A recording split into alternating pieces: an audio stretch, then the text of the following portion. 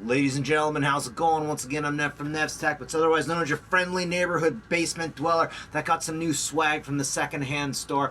I'ma bust some tags, only got $20 in my pocket. And today, I want to talk about cheap stuff. Man, there's two things I love: cheap outfits and cheap tablets. Cheap. Here we have the RCA Atlas 10 Pro for all of your sub $200 Walmart experience Android tablets. RCA, you know when you see RCA, you're dealing with some really cheap things. For the most part, if you see RCA, you know it didn't come from exactly the particular brand, but people can just go out and rent the RCA name and slap it on whatever junk they want. At least that's what Reddit tells me. And the internet never lies, right? I mean, in grade school, they always say computers never lie, right? Anyways, let's see how much furry prawns we can load on this thing, shall we?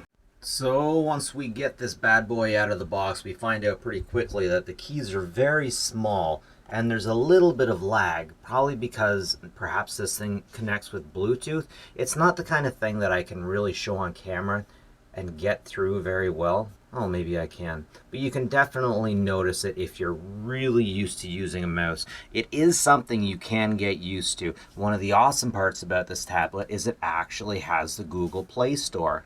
And that's saying a lot. Now, there's a lot of people that will say that you can get cheaper, more powerful units, but is it compatible with the Play Store?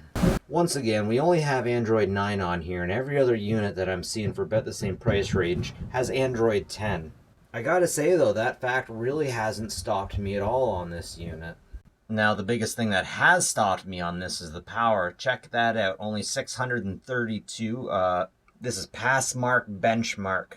So here you can see all the hookups and the fun naughty bits at the corner. We have an SD card reader, we have where the DC plugs in. Yes friends, this thing plugs in with this very own little itty bitty DC, not charging off a USB cable here, not for us, we're too good for that. That's another standard telltale about a cheap Android, by the way. Anyways, just next to it we got a place for a headset, we get the power. Over to the far right we got micro SD. I believe it can take up to 128 gigs of furry prawns.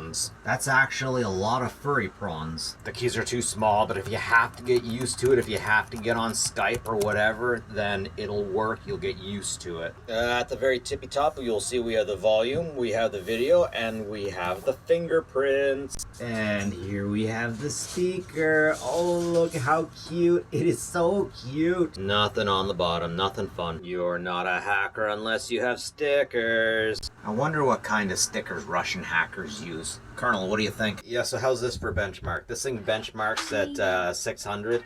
And here's a 5-year-old Android Essential phone. And it's got 5,000. What do you think of that? Oh man, what have I done by buying this?